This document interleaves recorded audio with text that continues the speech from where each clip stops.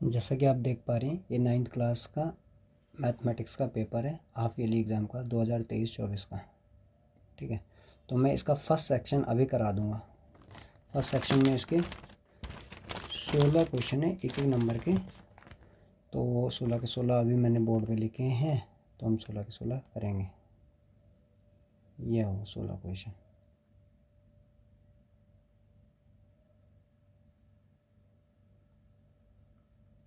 हम A section करेंगे इसमें, खाली ए सेक्शन में कितने 16 मार्क्स का है। तो नमस्ते, शुरू करते हैं। आपका क्या है, हाँ फर्स्ट सेक्शन ए सेक्शन है ना, और ए सेक्शन में आपके क्या है 16 मार्क्स का है ए सेक्शन। और तो 16 के 16 क्वेश्चन एमसीक्यूज़ है, तो हो जाएंगे कितना 8 क्वेश्चन तो एमसीक्यूज़ ही है, सीधा टिक लगाना है। टिक यानी कि आपको ऑप्शन चूज़ करना है। तो सेक्शन ए में फर्स्ट क्वेश्चन अगर हम देखें तो ये करें, how many zeros are possible the quadratic polynomial. अच्छा, क्वाड्रेटिक पॉलिनोमियल मैंने बताया है कि जिसकी पावर 2 होती है, यानी कि जिस इक्वेशन की पावर 2 होगी उसके क्या जीरोस भी 2 होंगे। जिसकी पावर 3 होगी यानी कि क्यूबिक होगी, उसके जीरोस भी 3 होंगे। तो सीधी ये क्वाड्रेटिक इक्वेशन है, यानी कि 2 पावर होगी, यानी कि जीरोस भी कितने होंगे 2। तो आपको सीधा सीधा ऑप्शन क्या है इसमें ए लगाना है, ए सेक्शन में फर्स्ट का ए। अब सेकंड देखो, ये कह रहे which of the following is an irrational number. अच्छा, इसमें थोड़ा सा देखना है, which of the following is an irrational number. यहाँ पे आपके दो ऑप्शन है, यहाँ पे आपके दो ऑप्शन है। देखो ए वाला नहीं होगा, क्योंकि √4 2 का क्या होता है स्क्वायर होता है, तो ये तो बाहर आ जाएगा, तो ये बन जाएगा आपका रैशनल नंबर। लेकिन √3 क्या है, इरेशनल नंबर है। 5 रैशनल नंबर है, और 2/√3 क्या इरेशनल नंबर है। देखो 2 तो रैशनल नंबर है, लेकिन 1/3 क्या है इरेशनल नंबर है। और जब रैशनल नंबर और इरेशनल नंबर आपस में मल्टीपल करते हैं तो हमें इरेशनल नंबर मिलता है। तो ठीक है, यहाँ पे दो आंसर है, ए और डी, किसका, सेकंड वाले के। ठीक है, थर्ड वाले में देखो, the coordinate of the origin. अब कोऑर्डिनेट ओरिजिन होता क्या है, ऐसा होता है ना कोऑर्डिनेट, ये बन गया, इधर हो गया आपका x, इधर होता है y। तो ओरिजिन क्या होगा यहाँ पे, तो x और y दोनों के दोनों जीरो है, क्योंकि दोनों दोनों कट रहे। तो आपका ये हो गया ओरिजिन। तो ये इसका आंसर है बी, ये बी आंसर है इसका। ठीक है, पेपर में बी है। ठीक है, अब करिए the sum of the interior angle of a triangle. अच्छा, ट्रायंगल में एंगल कितनी होती है 3, और तीनों का सम क्या होता है 180। तो ये 180 बचपन से पढ़ते आ रहे होंगे, और लाइन्स एंड एंगल्स में हमने बहुत बार पढ़ा है इसे। ठीक है, अब वैल्यू ऑफ ए की पावर m मल्टीपल ए की पावर n। तो यहाँ पे दोनों का बेस सेम है, और जिस वेरिएबल का बेस सेम होता है, यानी कि जब जब मैथमेटिक्स में बेस सेम होगा तो पावर आपस में ऐड होती है, तो सीधी सीधी ऐड कर देंगे, यानी कि ए की पावर m प्लस n। ठीक है, और ये कौन सा है ऑप्शन में, सी है इसका, ऑप्शन सी होगा। ठीक है, अब है कितना,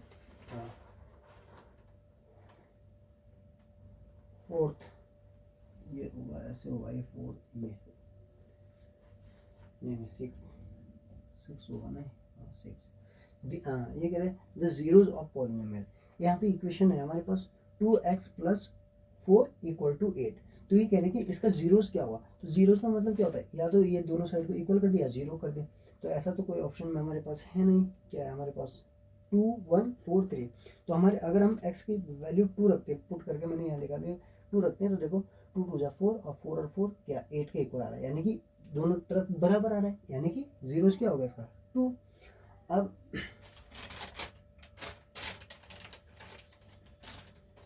तो आपका 6 का ए आंसर होगा, ये जो पूरा ए है। ठीक है, देख सकते हो आप पेपर में पूरा आंसर। और अब है 7 वाला, कोफिशिएंट ऑफ x की पावर 2, यानी कि x स्क्वायर का कोफिशिएंट क्या होगा। तो कोफिशिएंट होता क्या है, अगर जनरल इक्वेशन हमने यहाँ पे क्वालिटी इक्वेशन लिखी है ना, तो कोफिशिएंट क्या होता है, जो x के साथ होगा। ठीक है, जो x के साथ होता है। ठीक है, यहाँ पे हमारे पास इक्वेशन ये है, हम इसे पहले सही लिखते हैं, ऐसे लिख सकते हैं इस इक्वेशन को, एक्स स्क्वायर को पहले लिख लिया -x + 2, ये लिख लिया। ये कह रहे हैं कि एक्स स्क्वायर का कोफिशिएंट क्या होगा, तो एक्स के साथ क्या है यहाँ पे 1, तो यहाँ पे होगा आंसर 1। ठीक है, ये तो बहुत आसान था। अब एक कॉम्प्लीमेंट्री एंगल।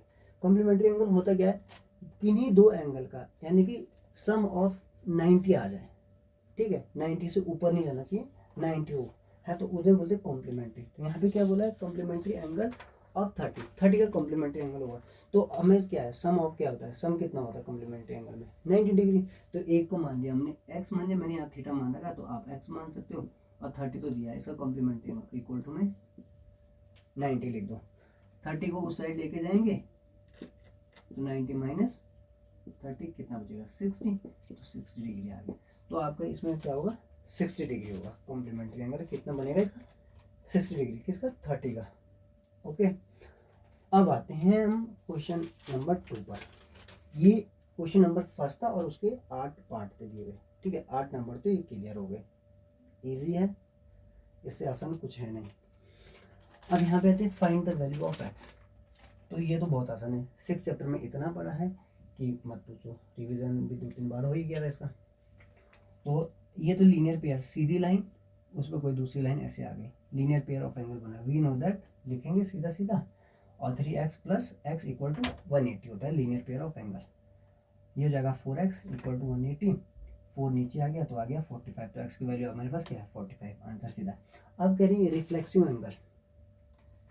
हाँ, मैंने थर्ड क्वेश्चन जानबूझ के छोड़ा है, वो इस साइड लिखा गया है, अच्छा क्वेश्चन है, 8th क्लास का क्वेश्चन है, और जो कि तुम भूल गए होंगे, सीधी सी बात है, तो बाद में कराऊंगा, लेकिन अच्छा क्वेश्चन है। अब देखो रिफ्लेक्सिव एंगल की क्या है डेफिनेशन लिखनी थी। तो रिफ्लेक्सिव एंगल होता क्या है, देखो जब तक हमारे पास ये है सीधी लाइन ही, तो यहाँ से हम क्या है, 90 से छोटा होता है वो होता है एक्यूट, 90 से बड़ा होता है क्या, ऑब्ट्यूज एंगल, ठीक है। लेकिन अगर हम, और यहाँ तक होता है सीधी लाइन क्या होती है 180, लेकिन अगर 180 से भी आगे बढ़ते हैं तो हमारे पास रिफ्लेक्सिव एंगल हो जाता है। अगर हम लाइन से भी नीचे ऐसे घुमाते घुमाते जाएंगे तो ये बनता है हमारे पास कितना, 180। तो रिफ्लेक्सिव एंगल होता है 180 से तो होता है बड़ा, और 360 से होता है छोटा। टोटल एंगल कितना होता है 360। तो हमारा रिफ्लेक्सिव एंगल होगा क्या, तो हमने लिखा है reflexive angle, a reflexive angle is an angle that is more than 180 and less than 360 degree, ठीक है। ये आपका रिफ्लेक्सिव एंगल, इतना सा लिखना है आपका, 1 नंबर पक्का। अब हाँ, सेस यानी कि SAS कॉन्ग्रुएंसी रूल लिखना है आपको। तो आप इसे डायरेक्ट लिख सकते हो, बहुत सारों ने लिखा हुआ है साइड एंगल साइड, लेकिन साइड एंगल साइड तो सभी को पता है, आपको लिखना था कि हाँ इसकी डेफिनेशन एक तरीके से वो लिखनी थी, क्योंकि साइड एंगल साइड तो सभी को पता है, जैसे वो तो इसकी फुल फॉर्म होगी, लेकिन डेफिनेशन क्या है, तो रूल क्या है, दो ट्राइंगल ऐसे, ये बन गए ऐसे, ठीक है। तो जिनकी दो ये मान लो ये साइड इसके बराबर होगी, ये साइड इसके बराबर होगी, ठीक है, और ये एंगल इसके बराबर होगी। तो देखो ना, साइड ये वाली साइड और इसकी ये वाली साइड, एंगल ये वाला एंगल, ये वाला एंगल, ये वाली साइड ये वाली साइड, तो ये बनेंगे साइड। तो ऐसे एंगल होगा। तो यहाँ पे लिखा गया है 2 triangles are congruent if two sides and the included angle, 2 sides और included angle भी कर दो, ठीक है। 1 triangle are equal to the 2 sides and the included angle of the other triangle, तो उसे बोलेंगे SAS प्रॉपर्टी यानी कि कॉन्वेंसी रूल, ठीक। ये हो गया। फाइंड द वैल्यू ऑफ 2 की पावर 5 एंड 2 की पावर 2, ठीक है। तो ये भी आसान है, फर्स्ट चैप्टर का लास्ट एक्सरसाइज है। इसे ऐसे कर सकते हैं, 2 की पावर कितना होता है 32, ठीक है, 32 लिखो। 2 की पावर कितना होता है, 2 की पावर 2 होता है 4, और 2 की पावर 5 होता है 32, ठीक है। तो वैसा कर दो, और जब 32 और 4 आ जाएगा मल्टीपल कर दो, आपके पास आ जाएगा 128।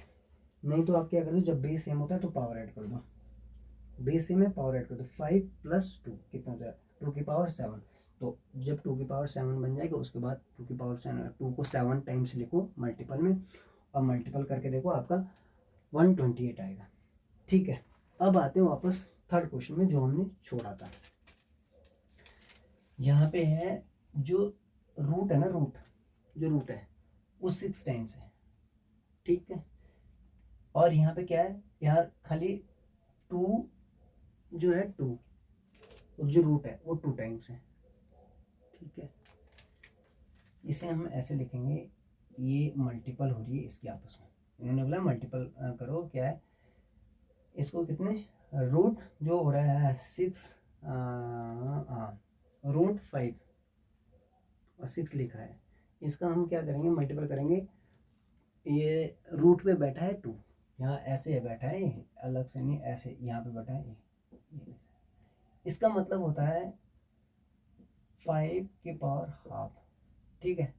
और यहाँ पे क्या, पहले वाले में रूट के ऊपर 6 बैठा है, तो इसका मतलब होगा 5 की पावर 1/6, ठीक है। यहाँ पे लिखा भी गया है 5 की पावर 1/6, 5 की पावर 1/2।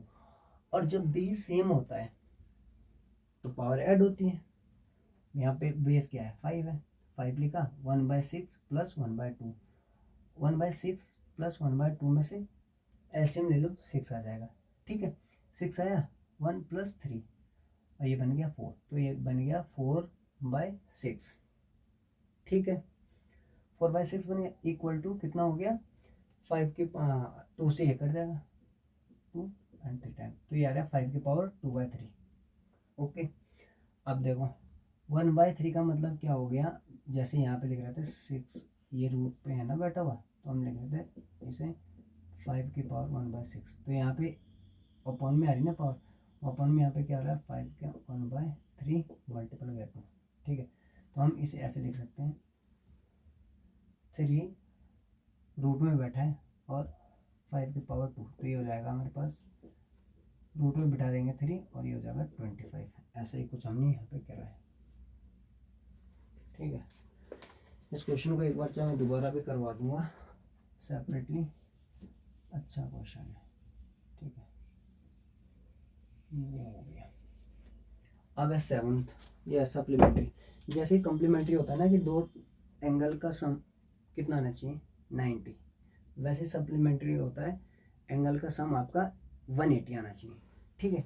तो किसका सप्लीमेंट्री पूछ रहे हैं, 50 का, तो सप्लीमेंट्री ऑफ 50, तो we know that supplementary angle हमने x मान लिया है इसका सप्लीमेंट्री, तो x + 50 कितना आना चाहिए 180, 50 को उस साइड लेके गए, राइट हैंड साइड, 180 में से 50 माइनस करेंगे 130 आ जाएगा, तो ये आपका सप्लीमेंट्री एंगल हो जाएगा किसका 50 डिग्री का, आंसर आ गया, ठीक है।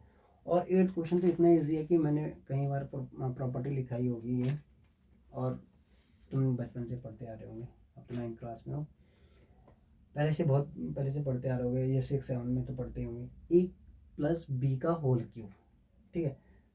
a + b का होल क्यूब, मैं कॉपी भी चेक करा था, बहुतों ने गलत किया है, आगे वाली चीज़ें ठीक लिखी है, a का क्यूब + b का क्यूब, प्लस ये गलत किया है, यहाँ पे 3 की जगह 2 लिखा है बहुत सारे बच्चों ने, जबकि 3 होना चाहिए।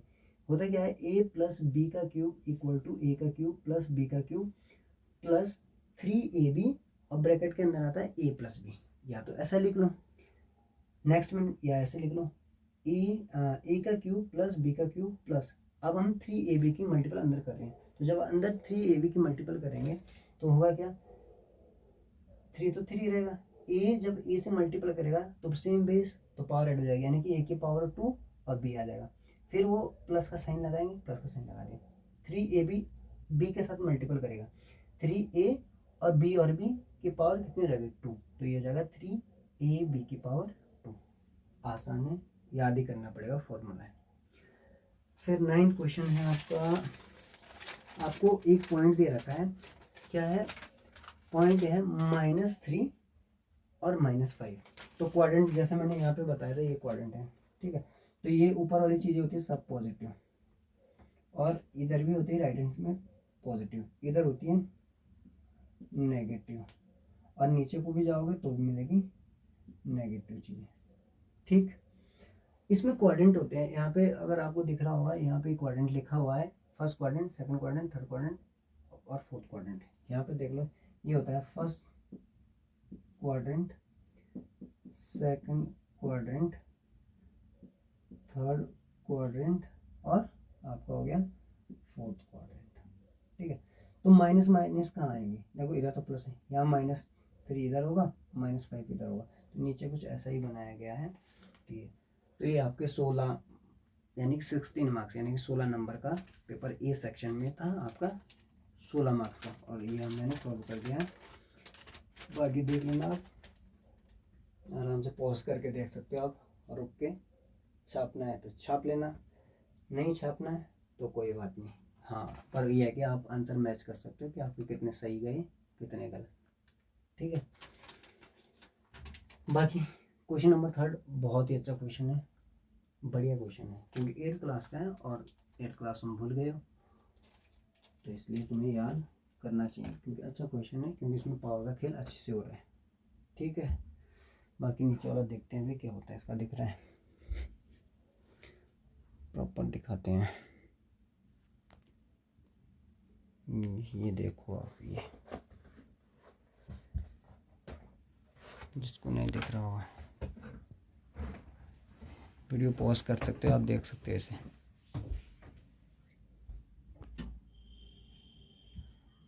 ये सेक्शन ये है आफेलिया, ठीक है। तो tata bye bye, 16 marks match कर सकते हो और आप खुद ही कैलकुलेट कर सकते हो आपका कितना सही है कितना गलत है, ठीक है। कितने मार्क्स आ रहे हैं आपके, कमेंट में बताना कितने आ रहे हैं, ठीक है। Okay bye bye bye.